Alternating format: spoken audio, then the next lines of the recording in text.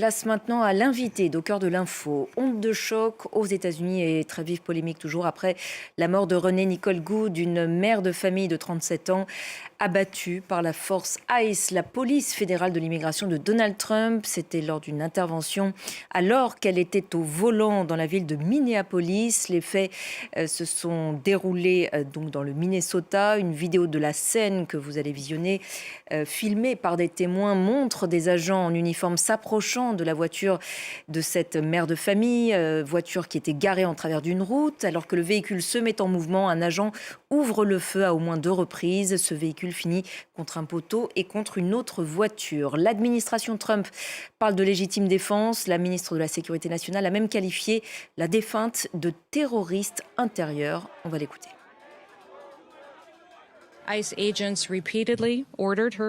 agents de l'ICE lui ont ordonné à plusieurs reprises de sortir de la voiture et de cesser d'entraver l'action des forces de l'ordre. Mais elle a refusé d'obéir aux ordres. Elle a ensuite utilisé son véhicule comme une arme et a tenté d'écraser un agent des forces de l'ordre. Cela semble être une tentative de tuer ou de causer des blessures aux agents, un acte de terrorisme intérieur. Voilà une version formellement contestée par de nombreux élus, à commencer par le maire de Minneapolis, Jacob Frey, et une partie de l'opinion publique américaine qui juge ces tirs complètement disproportionnés. Des centaines de personnes se sont rassemblées hier dans la banlieue de Minneapolis pour protester contre la politique d'expulsion à grande échelle de l'administration Trump. Manifestation aussi à Washington ou encore à New York. On en parle donc avec notre invitée ce soir, Charlotte Récoquillon. Bonsoir. Vous êtes chercheuse rattachée à l'Institut français de géopolitique.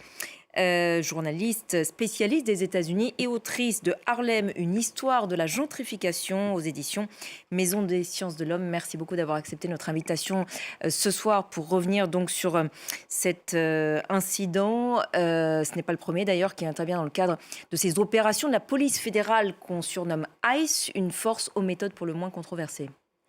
Oui, alors aux méthodes controversées, mais néanmoins pas très surprenantes, ni au regard de l'histoire des polices et des forces de l'ordre d'une manière générale aux États-Unis, et encore moins au regard de cette force de police-là, qui est donc chargée de l'immigration et de l'arrestation, de la détection de l'arrestation et de l'expulsion des personnes migrantes qui seraient présentes de manière irrégulière sur le territoire, et qui est, depuis le retour de Donald Trump à la Maison-Blanche, investi de la mission principale du président, qui est la traque des immigrés.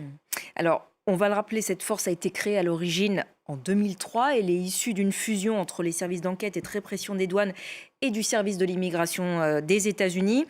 Mais depuis l'élection de Donald Trump, cette force a vu ses pouvoirs considérablement renforcés. Donald Trump l'a promis pendant sa campagne électorale. Il a fait de l'immigration son cheval de bataille, une promesse essentielle, même au-delà de la lutte contre l'inflation, par exemple. Et il a promis à ses électeurs un projet de déportation de masse, la plus grande opération de déportation de masse de l'histoire américaine. Et donc, pour mettre en œuvre ce projet, il a effectivement attribué au département de la sécurité intérieure, qui supervise à la fois la police des frontières, Border Patrol, et la police de l'immigration ICE. Il leur a attribué un budget de 170 milliards de dollars sur les 4 prochaines années. C'est un budget qui est colossal, plus important que de nombreuses armées dans le monde. Et il a aussi donné d'autres pouvoirs, c'est-à-dire qu'il a supprimé les services d'enquête, par exemple, ou de plainte pour les droits civils. Donc il n'y a pas de supervision et il y a vraiment un laisser libre cours aux violences de la part des policiers. Une force donc qui dispose d'un très gros budget, vous l'avez dit, qui a aussi beaucoup recruté ces dernières années et très vite, ce qui pose aussi la question de la formation de ces agents, ce qui mène du coup parfois à des... L'objectif annoncé, c'était d'arrêter 3000 personnes par jour. Donc, ils en sont encore loin, même s'ils ont arrêté un nombre de personnes. Il y a combien d'agents d'ailleurs au total ? Près de 20 000. Selon s'ils ont réussi à recruter leurs 10 000 nouveaux sur tout le territoire américain, des États-Unis. Et donc effectivement, pour atteindre cet objectif de 3000 arrestations par jour, les personnes, donc il y a eu un effort de recrutement majeur. Pour recruter, ils ont incité les gens à candidater avec des bonus de 50 000 $. Ils ont recruté sur les salons d'armes à feu, autour des bases militaires, dans les associations, dans les centres de tir, dans les centres sportifs de sport de combat, etc. Donc on attire déjà des gens, chez les vétérans, chez les policiers, on attire des gens qui ont un appétit, on va dire, pour la confrontation, la violence, des justiciers. Et donc ensuite, on les équipe avec des millions de dollars. Et il y a au mois entre septembre et décembre, 140 millions de dollars d'achats d'armes à feu et d'uniformes qui ont été dépensés. Donc effectivement, ça produit de la violence absolument sans surprise, surtout que ça fait vraiment des mois et des mois que la police menace, s'interpose, directement va à la confrontation, non pas seulement avec les personnes immigrées qui seraient présentes de manière irrégulière, ni même seulement les personnes immigrées qui auraient des casiers judiciaires, mais tous les immigrés, y compris les immigrés naturalisés et y compris les citoyens américains, natifs américains. Donc on voit qu'il y a vraiment une escalade de la violence qui est organisée par l'État. Et tout cela, vous avez commencé à l'évoquer tout à l'heure, mais en toute impunité? Oui, effectivement. On l'a bien vu d'ailleurs après le meurtre de cette femme à Minneapolis. Les premières réactions immédiatement ont été nous soutenons la police. Le policier a agi comme il a été formé pour le faire, dans le cadre de ses fonctions. Il y a une inversion de la charge aussi, où on criminalise la victime. C'est quelque chose qu'on voit régulièrement. Elle a été qualifiée de terroriste. Elle a été qualifiée de terroriste. C'est quelque chose que le mouvement Black Lives Matter, par exemple, avait aussi subi, d'être qualifié de terroriste, et que les victimes de violences policières, d'une manière très, très fréquente, subissent aussi d'être soi-disant armés, soi-disant menaçants, soi-disant pas au bon endroit. Et ça permet de justifier la violence auprès de l'opinion publique. Ce sont des incidents isolés où on peut parler de violence généralisée de la part de cette force? Non, je pense que ce qu'on vient d'évoquer montre que c'est une violence qui est organisée par les institutions. Pour l'instant, on n'a pas forcément encore énormément d'infos. On sait que de manière... alors quand je dis anecdotique, ça ne veut pas dire de manière... Pas importante, c'est juste qu'on a de manière isolée, ici et là, des associations, des militants qui font remonter des informations et qui lancent l'alerte sur ce sujet-là. On sait qu'il y a eu en 2025 un nombre record de morts en détention. 36 personnes sont mortes en détention en 2025 par ICE, en détention dans les prisons d'ICE, alors que ces personnes, on le rappelle, sont au maximum... coupables d'un délit administratif, en fait. Ils restent emprisonnés pendant des mois et meurent en détention. Le fait que cet événement tragique ait eu lieu au Minnesota, ça n'est pas un hasard? Non, alors le Minnesota, c'est intéressant parce que c'est un État qui... alors d'abord, c'est là que George Floyd a été tué en 2020. À quelques kilomètres à peine du lieu où a été tuée cette mère de famille. Et c'est l'endroit où avait donc du coup repris de la vigueur le mouvement Black Lives Matter. Mais c'est aussi l'État dont est la représentante Ilhan Omar, une élue donc au Congrès américain avec Alexandria Ocasio-Cortez par exemple.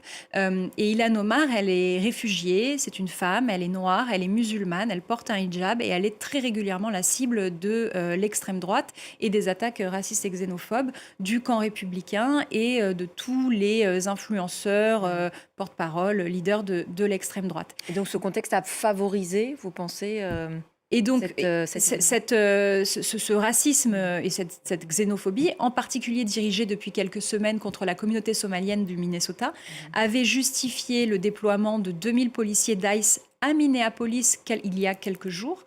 Et donc, l'accroissement du nombre d'interventions, de l'armement, de la confrontation et des fausses informations sur la communauté somalienne, tout ça est un cocktail explosif.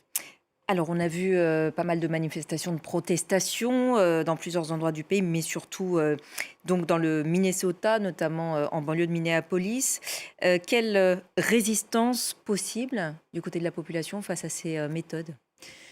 Bah, la population, ça fait justement plusieurs mois qu'ils essayent de résister avec des tactiques non violentes, des tactiques pour perturber les interventions, pour alerter les voisins. Et on Il y entend a d'ailleurs dans la vidéo alors je ne sais pas si c'est des badauds ou des voisins, mais en tout cas crier effectivement. pour alerter justement le C'est voisinage. ça. Dans certains endroits, on les voit siffler ou taper avec des casseroles.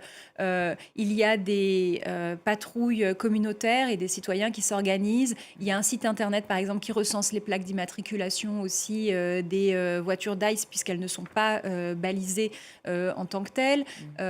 Les citoyens organisent aussi des ateliers pour faire connaître leurs droits aux migrants et faire savoir qu'ils ont des droits, qu'ils peuvent ne pas ouvrir la porte à la police chez eux, par exemple. Enfin, tout ce genre de tactiques. Mais ce qui vient de se passer, c'est aussi une tentative d'intimidation de la part de l'administration, de toutes les résistances, pour montrer qu'il y aura des répercussions très graves. Et vous avez d'ailleurs à ce sujet sélectionné une image d'archive dans le cadre de votre carte blanche, et c'est une tradition dans Au cœur de l'info. Vous avez donc sélectionné des photos d'archives des Black Panthers que vous souhaitiez revisionner pour évoquer justement l'histoire du cop-watching, donc en rapport avec ce que vous venez de dire, ou surveillance en gros des policiers par la population. Expliquez-nous. Effectivement, les Black Panthers, donc qui sont nés, le parti des Black Panthers qui a été créé en 1966 à Oakland, en Californie, s'est fait connaître par cette stratégie d'autodéfense vis-à-vis de la police et des violences policières et de surveillance de la police. Et donc la généalogie de ce qui se passe aujourd'hui, elle s'inscrit vraiment dans cette histoire et dans la solidarité aussi entre la lutte des Noirs américains contre les violences policières et la lutte aujourd'hui des migrants contre la police d'ICE. Et puis l'autre parallèle, c'est que, je l'ai un peu dit aussi tout à l'heure, c'est que le mouvement Black Lives Matter et le mouvement des Black Panthers, le parti des Black Panthers, avaient tous été qualifiés d'organisations terroristes par le FBI et réprimés, surveillés, infiltrés et démantelés de manière extrêmement violente par l'État. Et donc, du coup, je trouve que cette image d'archive est intéressante pour comprendre ce qui se passe aujourd'hui. Et Black Lives Matter, justement, vous l'avez dit, on est plus de 5 ans après la mort de George Floyd, qui est donc intervenu là aussi à Minneapolis, à quelques kilomètres de là où cette mère de famille a été abattue. Quel bilan depuis, justement, le mouvement Black Lives Matter quel bilan des violences policières aux États-Unis? Alors, en termes de violences policières, c'est pas tant Et le de bilan... lutte contre ces violences. Oui, parce qu'en termes de violences policières, on est malheureusement dans une situation où on a des chiffres records depuis plusieurs années consécutives de morts, de personnes tuées par la police aux États-Unis. Il y a une très grande déception de l'administration vis-à-vis de l'administration de Joe Biden, par exemple, qui n'a pas répondu à la demande de définancement, de démantèlement et d'abolition de la police, qui est pourtant le mot d'ordre qui avait permis de l'élire en 2020. Donc on n'a pas beaucoup avancé sur ce plan-là. Il y a eu des stratégies de backlash et de retour de bâton assez efficaces qui ont aussi affaibli à certains endroits le mouvement.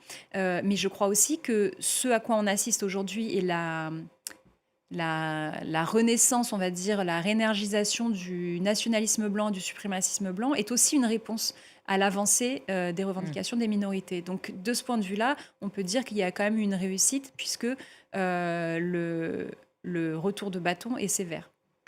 Peut-être une dernière question pour revenir sur ce drame à Minneapolis. Au sein de l'électorat de Trump, cette fois, les agissements de la force ICE et cette politique anti-immigration qui parfois s'accompagne d'une extrême violence, est-ce qu'elle fait l'unanimité toujours, ou est-ce qu'on voit apparaître même au sein de l'électorat initial de Trump des fissures?